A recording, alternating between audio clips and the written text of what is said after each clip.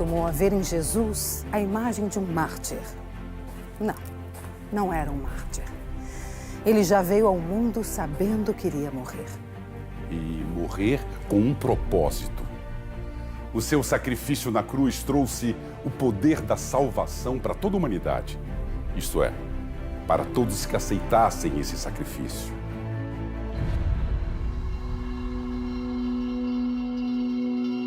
Depois da Santa Ceia, Jesus se afasta dos discípulos.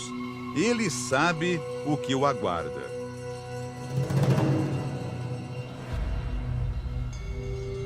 Se retira para o Monte das Oliveiras, onde se ajoelha para orar. Monte das Oliveiras, Jardim do Getsemane. Daqui é possível avistar parte da muralha de Jerusalém e a mesquita do Domo da Rocha, essa com a cúpula dourada, que é onde antes ficava o Templo dos Judeus. Esse é um dos lugares mais visitados e reverenciados aqui da Terra Santa.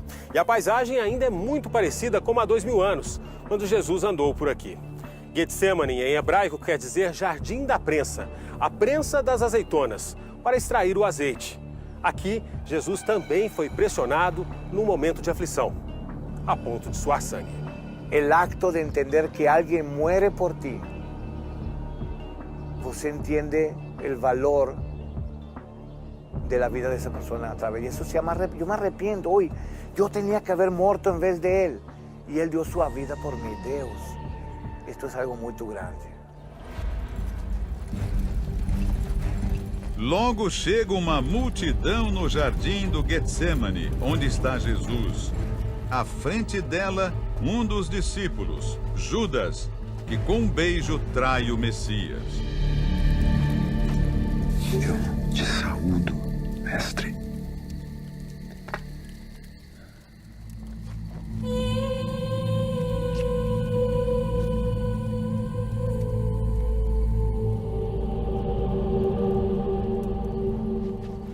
Prendam o impostor antes que ele também fuja!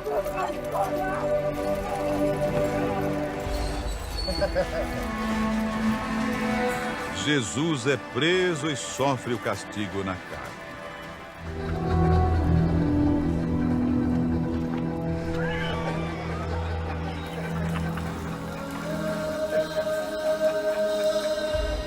Ele é levado ao sacrifício. Os sacerdotes incitam o povo a pedir a morte de Jesus. Não acho culpa alguma nesse homem. Como não?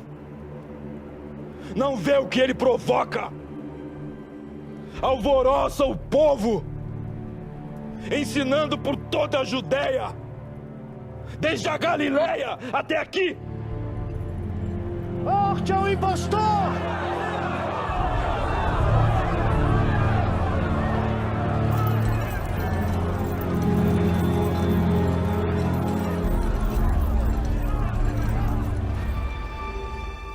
Ele foi desprezado e rejeitado.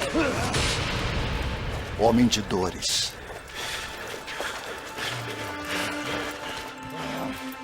Que conhece o sofrimento mais profundo da humanidade.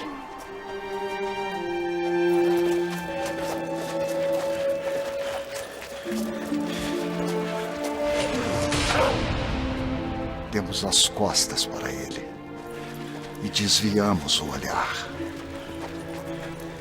Foi desprezado e não nos importamos. Apesar disso, ele tomou as nossas enfermidades sobre si. E as nossas doenças pesaram sobre ele.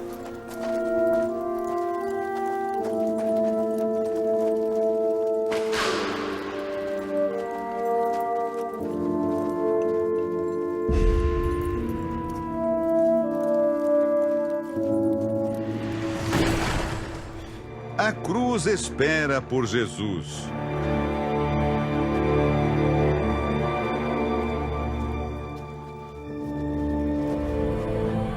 Esse homem nunca fez mal a ninguém. No caminho, uma série de sofrimentos e humilhações. Como podem fazer isso com alguém que não fez nada de errado? Ninguém parecia entender a mensagem trazida por ele. Talvez ele pensasse, olhasse para aquela multidão e falasse, cadê eles? Cadê os 10 leprosos que eu curei? Cadê todos aqueles que eu alimentei, os milhares que eu alimentei com pães e peixes? Onde eles estão nesse momento? Isso Jesus honra.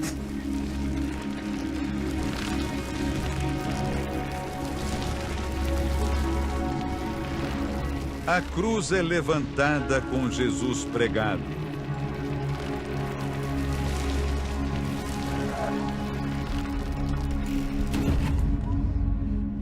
Ao lado dele, agonizando, estão 2 ladrões. Um deles duvida da palavra de Jesus. Se você é o Messias, livra a ti mesmo e a nós. Ele poderia ter sido salvo da cruz. Se ele dissesse ao Pai, Pai, eu não quero morrer, eu quero voltar para o céu agora, ele poderia fazer isto. Ele tinha os seus anjos à sua disposição. A sua decisão de enfrentar o pecado até o fim foi realmente a sua fidelidade ao plano de salvação que Deus havia traçado. Já o outro ladrão se arrepende da vida que levou. Senhor,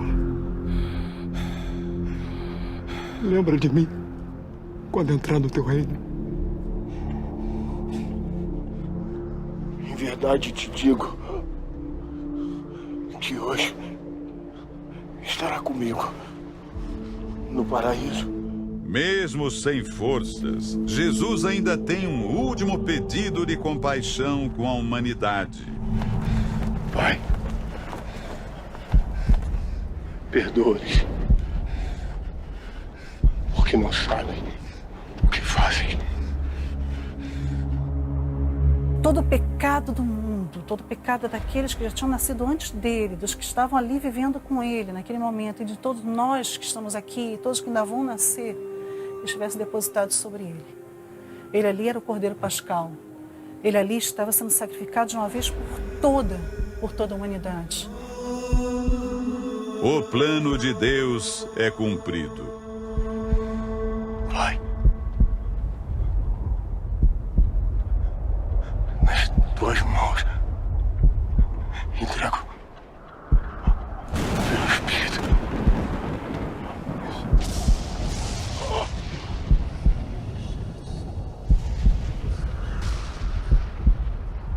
Está consumado.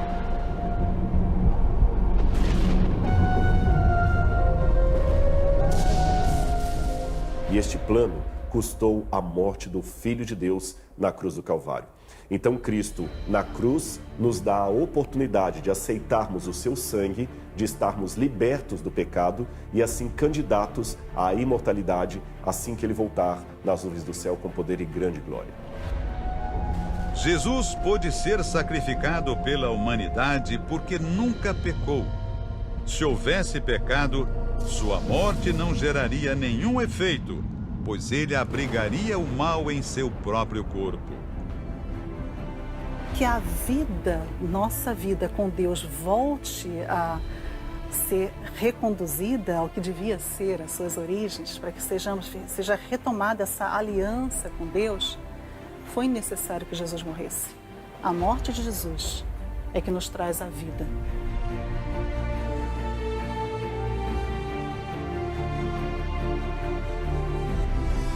Porque ensinava os seus discípulos.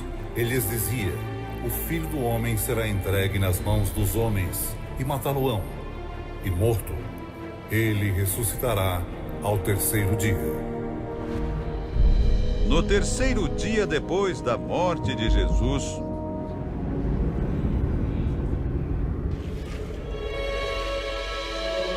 o plano de Deus se completa. Ele ressuscita. Madalena. A paz esteja com vocês.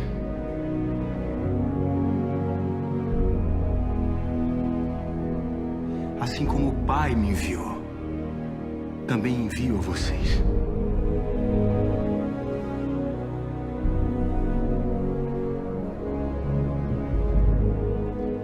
Recebam o Espírito Santo. palavras, Jesus não era apenas um profeta inspirado por Deus. Ele era o próprio Deus falando em forma humana.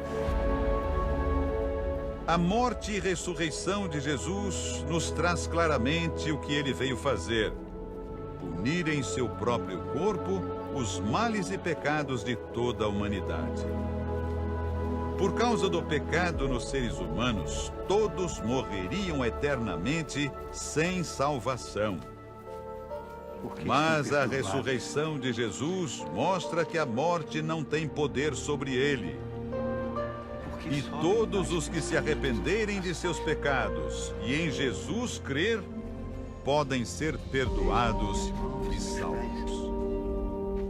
E quando olhamos o sofrimento, as tragédias, as desgraças que acontecem na humanidade, parece realmente que Deus nos abandonou. Mas, por outro lado, quando vemos a providência divina transformando vidas, tirando pessoas da escravidão do pecado para uma novidade de vida, não tem como negar que Deus ainda atua nesta humanidade. Sou eu mesmo. Curioso?